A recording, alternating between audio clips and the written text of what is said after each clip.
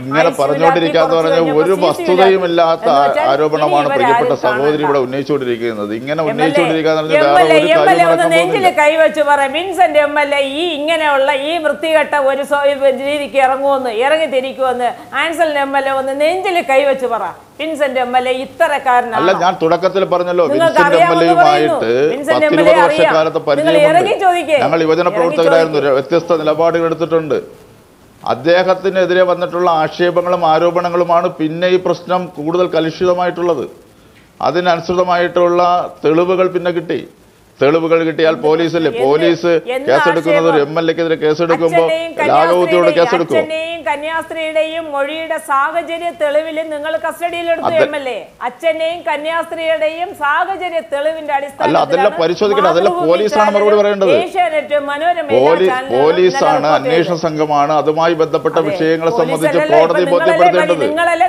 അത് MLA അല്ല ബോധ്യപ്പെടുത്തേണ്ടത്, പോലീസാണ് ബോധ്യപ്പെടുത്തേണ്ടത്. തിരക്കഥ CPM-ന്റെ തിരക്കഥയാണ്. അത് പ്രാവർത്തികമാക്കാൻ ഉദ്യോഗസ്ഥരും, അത് പ്രാവർത്തികമാക്കാൻ വിധിക്കപ്പെട്ട ഉദ്യോഗസ്ഥരും. തിരക്കഥ ഈ CPM-ന്റെ തിരക്കഥ പ്രാവർത്തികമാക്കുന്നത് പാവപ്പെട്ട ഉദ്യോഗസ്ഥര്. അവർക്ക് നിങ്ങൾ പറയുന്നത് കേട്ട് നിന്നേ പറ്റൂ. ഞങ്ങൾക്കെല്ലാം അറിയാം MLA, നമുക്കറിയാം MLA സത്യസന്ധ നീതിനിഷ്ഠമായിട്ട് നിങ്ങൾ പറ. അങ്ങനെ ഒന്നും ഒരു ഉദ്യോഗസ്ഥരും കേൾക്കാൻ കഴിയില്ല. ഇതൊരു പ്രധാനപ്പെട്ട കേസാണ്. ഇതൊരു സെൻസേഷൻ കേസാണ്. അത്തരമുള്ള കേസിനകത്ത്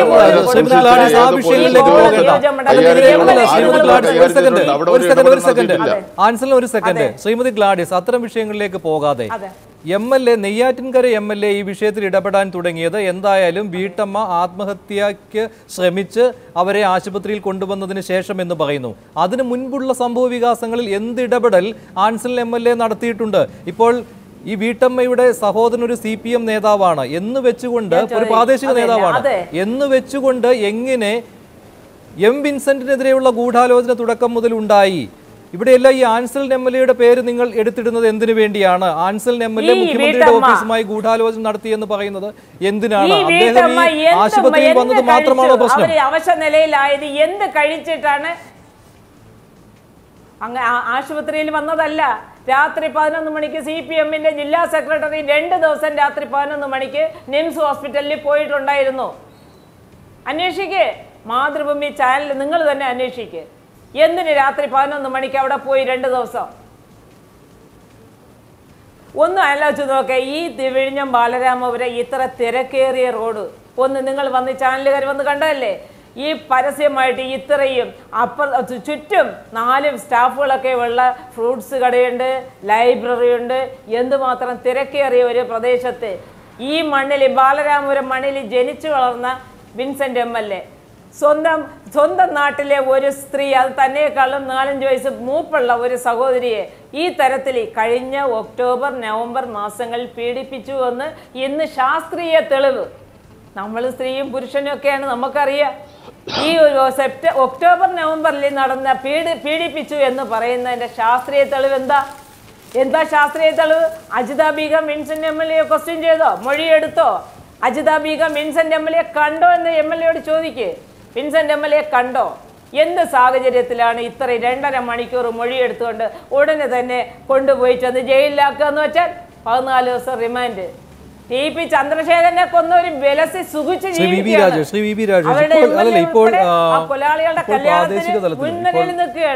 വിൻസെന്റിന്റെ കോവള ബാലരാമപുരത്തെ പ്രാദേശിക തലത്തിലും അതുപോലെ തന്നെ ജില്ലാ തലത്തിലും ഇതൊരു ഗൂഢാലോചനയുടെ രീതിയിലേക്ക് പോവുകയാണ്. ഇപ്പോൾ ആനാവൂർ നാഗപ്പന്റെ പേര് ഇവർ പറയുന്നുണ്ട്, കോൺഗ്രസ് നേതാക്കളും അതുപോലെ തന്നെ വിൻസെന്റിന്റെ ബന്ധുക്കളും. ഈ വിഷയത്തിൽ BJPക്കും ഇടപെടാൻ അല്പം മടിയുള്ള രീതിയിലേക്ക് കാര്യങ്ങൾ നീങ്ങുകയല്ല. കാരണം ഇവർ തമ്മിലുള്ള ഒരു രാഷ്ട്രീയ വൈരന്തരത്തിലായി വിൻസെന്റിന്റെ റിമാൻഡ് മാറുകയാണ്. അല്ല, മടിയുടെ വിഷയമല്ല. ഇവിടെ ആദ്യം എത്തിയത്, ഈ ഹോസ്പിറ്റൽ ആദ്യം എത്തിയ BJP പ്രവർത്തകരാണ്. BJPയുടെ ജില്ലാ പ്രസിഡന്റ് ഉൾപ്പെടെ ഉള്ളവരാണ് ആദ്യം ഈ ഹോസ്പിറ്റലിൽ. ഈ വിഷയം അന്വേഷിച്ചതിനോട് ഒരു കുഴപ്പമില്ല. ഇപ്പോൾ ആൻസൽ MLAക്കെതിരെ ഗ്ലാഡിസ് ഉന്നയിക്കുന്ന വാദത്തിലും കഴമ്പുണ്ടോ? കാരണം ആശുപത്രിയിൽ എത്തുന്നതുകൊണ്ട് എന്ത് പ്രശ്നമാണുള്ളത്? ആശുപത്രിയിലെത്തി, അതോടൊപ്പം തന്നെ നിയോജക മണ്ഡലത്തിൽ ഉടനീളം പഞ്ചായത്ത് തലത്തിൽ അന്ന് പ്രകടനം നടത്തി. 1-2 പ്രകടനം നടന്നപ്പോൾ ഞാൻ ആ മണ്ഡലത്തിലുണ്ട്. ആ ദിവസം അന്ന് അവിടെ നടന്ന പയറ്റുവിളയിൽ നടന്ന ഒരു ബിവറേജസ് ഔട്ട്ലെറ്റ് സമരം, ഒരു ലാത്തി ചാർജൊക്കെ നടന്ന പത്രത്തിൽ വാർത്ത, ആ സമരമായിട്ട് ബന്ധപ്പെട്ട് ഞാൻ അവിടെ ഉണ്ട്. ഈ സമയത്ത് 6:30, 7 മണി, 7:30 മണി, അതിനുശേഷം ഏതോ ഒരു ചാനലിൽ 8 മണിക്ക് 9 മണിക്ക് ഡിസ്കഷന് വേണ്ടി റിപ്പോർട്ടർ ചാനലിൽ മാത്രമാണ് ഞാൻ അവിടെ നിന്ന് വന്നത്.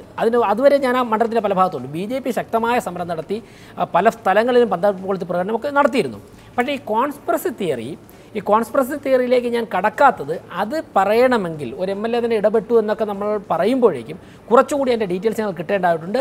UDF അത് KPCC ഉന്നയിച്ചതിന് ശേഷം ഞങ്ങൾ അത്തരത്തിൽ എന്തെങ്കിലും കോൺസ്പിറസി ഉണ്ടോ എന്നുള്ളതിനെക്കുറിച്ച് ഞങ്ങൾ KPCC ഈ വിഷയം ഉന്നയിക്കാൻ കാരണം ഇപ്പോൾ ഗ്ലാഡിസിനെ പോലെയുള്ള വിൻസെന്റിന്റെ ബന്ധുക്കളുടെ ആരോപണമാണ്. ഇവരാണ് കോൺഗ്രസിനെ ഇത് ബോധ്യപ്പെടുത്തിയിരിക്കുന്നത്. ഈ ആരോപണങ്ങൾ ഇപ്പോൾ പ്രത്യക്ഷത്തിൽ തന്നെ ഇപ്പോൾ ഗ്ലാഡിസ് പറയുന്ന ആരോപണങ്ങളിൽ കഴമ്പുണ്ടെന്ന് തോന്നുന്നുണ്ടോ? അല്ല, അവർ തീർച്ചയായിട്ടും MLA പ്രൊട്ടക്ട് ചെയ്യാൻ വേണ്ടിയുള്ള ഒരു ശ്രമം നടത്തുന്നുണ്ട്. എനിക്ക് തോന്നുന്നു ഈ കുടുംബത്തിനകത്തൊരു രാഷ്ട്രീയ ഞാനതാ പറഞ്ഞത്, കുടുംബത്തിനകത്തൊരു രാഷ്ട്രീയ വൈരമുണ്ട്. അത് ഒന്നോരോ ഞാൻ അല്ല, തെറ്റല്ല മാഡം ചെയ്യുന്നത്, താങ്കളുടെ പാർട്ടിയുടെ പ്രവർത്തകൻ, താങ്കളുടെ പാർട്ടിയുടെ MLA, അദ്ദേഹത്തിന് ഒരു അപകടം വരുമ്പോഴേക്കും താങ്കൾ പ്രൊട്ടക്ട് ചെയ്യേണ്ടത് താങ്കളുടെ ഡ്യൂട്ടിയാണ്. താങ്കൾ ചെയ്യുന്നത് തെറ്റ് എന്നല്ല ഞാൻ പറഞ്ഞത്. സ്വന്തം സഹോദരി തള്ളി പറയുകയും അതുകൊണ്ട് തെറ്റെന്നല്ല പറഞ്ഞത്. ഞങ്ങളുടെ നിലപാടാണ് പറയുന്നത്. ഒരു സെക്കൻഡ് ഞാൻ പറയട്ടെ, ഒരു മിനിറ്റ്. അതെ രാജേഷ്, ഞാൻ പറയുന്നത് വിൻസെന്റ് തെറ്റുകാരൻ, MLA വിൻസെന്റ് തെറ്റുകാരനാണെങ്കിൽ ഞങ്ങൾക്ക് ഈ ജുഡീഷ്യറിയിൽ ഞങ്ങൾക്ക് വിശ്വാസമുണ്ട്. അതിൽ ഏതൊരു തർക്കമില്ല. ജുഡീഷ്യറിയിൽ വിശ്വാസമുണ്ട്. പക്ഷേ സഖാവ് പിണറായിയുടെ പോലീസിൽ ഞങ്ങൾക്ക് വിശ്വാസം ഇല്ല. ഞങ്ങൾക്ക് നീതി തരില്ല. ഞങ്ങളുടെ പയ്യന്മാരെ അടിച്ചു കൊല്ലുകയാണ്. ഞങ്ങൾക്ക് നീതി തരത്തില്ല. അത് ഉറപ്പായി കഴിഞ്ഞ് ഒന്ന് ആലോചിച്ചു. ശശീന്ദ്രൻ എന്ത് വിലസി നടക്കുന്നു? രാജിവെക്കാൻ പറ. ഞങ്ങൾ ഇന്ന് വെല്ലുവിളിക്കുന്നു. ഞാൻ പറയുന്നു രാജേഷ്, ഞാൻ വെല്ലുവിളിച്ച് പറയുന്നു, എന്ത് തന്നെ ആകട്ടെ, വിൻസെന്റ് MLA തെറ്റ് ചെയ്തിട്ടുണ്ടെങ്കിൽ അതിന് എന്ത് തന്നെ നീതിപീഠം വിധി എഴുതട്ടെ. എന്നിട്ട് ഇത് രാജിവെക്കേണ്ടതാണെങ്കിൽ തീർച്ചയായിട്ടും രാജിവെക്കും. അല്ല, ഈ രാജിവെക്കുന്ന പ്രശ്നമല്ലല്ലോ. അല്ലല്ല, ഇവിടെ രാജിവെക്കുന്ന പ്രശ്നമല്ല ചർച്ച ചെയ്യുന്നത്. ഗ്ലാഡിസ്, രാജിവെക്കുന്ന പ്രശ്നമല്ല. ഇവിടെ എന്ത് ഗൂഢാലോചന നടക്കുന്നു എന്ന കാര്യമാണ്. വിൻസെന്റിനെ കൊടുക്കുവാൻ CPM-ന്റെ ഗൂഢാലോചന മുഖ്യമന്ത്രിയുടെ ഓഫീസുമായി ഒത്തുകളിച്ചു എന്ന്, ഇതാണല്ലോ നിങ്ങളുടെ ആരോപണം. നിങ്ങൾ പറഞ്ഞ ഈ ആരോപണമാണ് KPCC നേരിട്ട് പറഞ്ഞിരിക്കുന്നത്. 19-ാം തീയതി രാത്രി ഞാൻ ചോദിക്കട്ടെ, CPM-ന്റെ ജില്ലാ സെക്രട്ടറി ബാലരാമപുരം പോലീസ് സ്റ്റേഷനിൽ രാത്രി 2 മണിക്കൂറിലേറെ ഉണ്ടായിരുന്നു. അവിടെ ഇരുന്നാണ് തിരക്ക് തയ്യാറാക്കിയത്. തെറ്റ് ചെയ്യാത്തവൻ ശിക്ഷിക്കപ്പെടരുത്.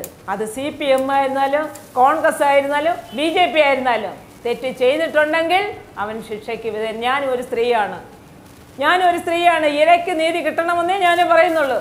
പക്ഷേ അതൊരു CPM-ന്റെ തിരക്കഥയ്ക്ക് ഞങ്ങൾ വിൻസെന്റിനെ വിട്ടുകൊടുക്കത്തില്ല. ഇത് CPM-ന്റെ തിരക്കഥ തന്നെയാണ്. അത് ഏതൊരു തർക്കവും ഇല്ല. നിങ്ങൾ നിഷ്പക്ഷമായിട്ട് CPM മാറി നിൽക്കട്ടെ. വിട്ടുകൊടുക്ക്.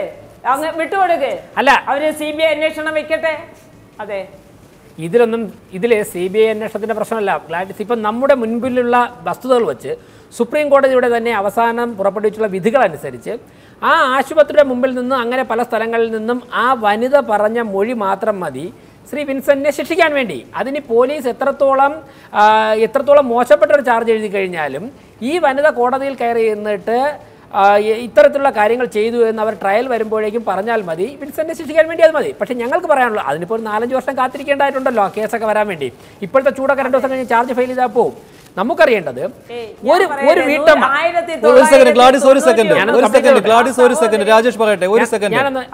ഞാനൊന്ന് കംപ്ലീറ്റ് ചെയ്തോട്ടെ. അതായത് ഒരു തെരഞ്ഞെടുക്കപ്പെട്ട ഒരു ജനപ്രതിനിധി, ആ ജനപ്രതിനിധിക്ക് ഒരു ധാർമ്മികതയില്ലേ, ഒരു ധാർമ്മിക ബാധ്യതയില്ലേ? ഒരു വീട്ടമ്മ, അദ്ദേഹത്തെ കാലം അങ്ങ് തന്നെ പറഞ്ഞു, 5 വയസ്സിന് പ്രായം കൂടിയ ഒരു വീട്ടമ്മ വന്നിട്ട് അനുജനെ പോലെയോ ഒക്കെ കരുതാവുന്ന ഒരു വീട്ടമ്മ വന്നിട്ട് പറയുകയാണ് ഇങ്ങനെ ചെയ്തു. താങ്കൾ വേറെ ബാലരാമപുരം നമുക്ക് വ്യക്തമായിട്ട് അറിയാനുള്ള സ്ഥലം, നല്ല തിരക്കുള്ള സ്ഥലമാണ്. പക്ഷേ ഈ പറയുന്ന കാര്യങ്ങളൊക്കെ നടക്കാൻ വേണ്ടി ഒരു 50 സെൻറ്റോ 1 ഏക്കറോ ഒന്നും വേണ്ട, ഒരു റൂം മതിയാവും.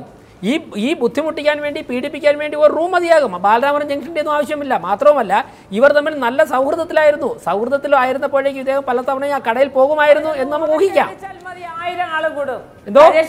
അവരൊന്ന് ഉറക്കെ വിളിച്ചാൽ മതി, ഉറക്കെ ഒന്ന് ശബ്ദിച്ചാൽ മതി, 1000 ആൾ അവിടെ. അല്ല, അവർ തമ്മിൽ വളരെ നല്ലൊരു ബന്ധത്തിലായിരുന്നു. 1000 ആള് ഒന്ന് ഉറക്കെ അവരൊന്ന് ഉറക്കെ ശബ്ദിച്ചാൽ ഗ്ലാഡിസ്, അവർ തമ്മിൽ വളരെ നല്ല ബന്ധത്തിലായിരുന്നു. ശബ്ദിക്കേണ്ട ആവശ്യമില്ല. അവർ തമ്മിൽ വളരെ CPM-ഉം കൂടി അവർ തമ്മിൽ വളരെ വ്യക്തിപരമായ ബന്ധത്തിലായിരുന്നു. അല്ലല്ല, CPM പറയുന്നതിനെ ഞാൻ ബാക്കപ്പ് ചെയ്തിട്ടില്ല. ഗ്ലാഡിസ്, ഞാനൊരു കാര്യം ചൂണ്ടിക്കാണിക്കട്ടെ. ഗ്ലാഡീസ് ഒരു സഹോദരി എന്ന നിലയിൽ, ഇരയുടെ സഹോദരി എന്ന നിലയിൽ പറയുന്നതിന് വിശ്വാസ്യതയുണ്ട്. അത് പറയുന്നത് ആ മുഖവിലക്കെടുക്കാൻ ഞങ്ങളും കേരള സമൂഹവും തയ്യാറാവും. പക്ഷേ ഒരേ സമയം ഇരയുടെ സഹോദരിയായിട്ടെന്ന് പറയുകയും അടുത്ത വാചകത്തിൽ തന്നെ രാഷ്ട്രീയം പറയുകയും പിണറായി വിജയനും ടി പി ചന്ദ്രശേഖരൻ വധക്കേസും ഒക്കെ എടുത്തു കൊണ്ടുവരികയും ചെയ്യുമ്പോൾ ഗ്ലാഡിസിലെ രാഷ്ട്രീയക്കാരെയും പുറത്തിയാടുകയാണ്. അത് ഗ്ലാഡീസിന്റെ വിശ്വാസ്യതയെ ഇല്ലാതാക്കുകയാണ്, കുറയ്ക്കുകയാണ് ഗ്ലാഡീസ്. അതാണ് എനിക്ക് ഇപ്പോഴുണ്ടായ സംശയം. അതുകൊണ്ടാണ് ബാലരാമപുരത്തെ ജംഗ്ഷന്റെ തിരക്കിന്റെ കാര്യം ഞാൻ പറഞ്ഞത്. അങ്ങയുടെ സംസാരത്തിന്റെ അവസാനത്തിൽ അങ്ങയുടെ രാഷ്ട്രീയം ഒന്നുകിൽ ഗ്ലാഡീസ് സഹോദരിയായിട്ട് പറയുക, അല്ലെങ്കിൽ രാഷ്ട്രീയക്കാരിയായിട്ട് പറയും. ഇത് രണ്ടും കൂടെ പറയുന്നത് സഹോദരി അങ്ങനെയല്ല, ഇരയുടെ സഹോദരിയല്ല ഗ്ലാഡീസ്. ഞാൻ സഹോദരിയായിട്ട് തന്നെ പറയുന്നു, ഞാൻ സഹോദരിയായിട്ട് തന്നെ പറയുന്നു. ജേക്കബ് ജോർജ് സാർ ഇറങ്ങിയിട്ട് വിൻസെന്റ് MLA ഇന്ന് ഒരു 15 മാസമായി MLA ആയിട്ട് പുള്ളിയുടെ പ്രവർത്തനം, ജനങ്ങളുമായിട്ടുള്ള സമ്പർക്കം, ഒരു മിസ്ഡ് കോൾ വിളിച്ചാൽ പോലും തിരിച്ചു വിളിക്കുന്ന ഒരു MLA ആണ് വിൻസെന്റ് MLA. മനസ്സിലായില്ലേ? നമ്മൾ രാഷ്ട്രീയം പറയുന്നില്ല. 128 കോള് തിരിച്ച് MLA വിളിച്ചിട്ടുണ്ട്. പക്ഷേ 900 എന്ന് പറഞ്ഞ് മാതൃഭൂമി ചാനൽ ഉൾപ്പെടെ എത്രമാത്രം പ്രശ്നം ഉണ്ടാക്കി. എടുക്കാൻ പറയുന്നത് സാറേ, ഇവരിപ്പോൾ പറയുന്നത് CPM കളിച്ചില്ല എങ്കിൽ എന്തുകൊണ്ട് ആ സ്ത്രീ വിളിച്ച ആ കോളുകളുടെ ലിസ്റ്റ് എന്തുകൊണ്ട് തരുന്നില്ല? എന്തുകൊണ്ട് അവരുടെ ലിസ്റ്റ് തരുന്നില്ല? അതന്വേഷിക്കാൻ പറയാം. എന്ത് മെഡിസിൻ കഴിച്ചു, അവർ ഇങ്ങനെ ആകാനായിട്ട് കാരണം എന്താണ്, അവർ കഴിച്ച മെഡിസിൻ എന്താണെന്ന് കണ്ടെത്തട്ടെ. നമ്മൾ പറഞ്ഞല്ലോ, നിഷ്പക്ഷമായിട്ട് സുതാര്യമായൊരു അന്വേഷണം വരട്ടെ. നമ്മൾ ഏത് അന്വേഷണത്തിനെയും ഞങ്ങൾ സ്വാഗതം ചെയ്യുന്നു. തെറ്റ് ചെയ്തിട്ടുണ്ടെങ്കിൽ ശിക്ഷിക്കപ്പെടണമെന്ന് തന്നെ ഇപ്പോഴും പറയുന്നു. നമ്മൾ ഒരിക്കലും ഇരയ്ക്ക് എതിരായിട്ട് സംസാരിക്കുന്നില്ല. തെറ്റ് ചെയ്തെങ്കിൽ ശിക്ഷിക്കപ്പെടട്ടെ. പക്ഷേ അതിനകത്ത് രാഷ്ട്രീയം കടത്തരുത്. ഇന്ന് വിൻസെന്റ് MLAക്കെങ്കിൽ നാളെ ഈ ഇരിക്കുന്ന രാജേഷൻ ചെറുപ്പക്കാരനാണ്, രാജേഷിന്റെ നേർക്കായിരിക്കും അത് വരുന്നത്.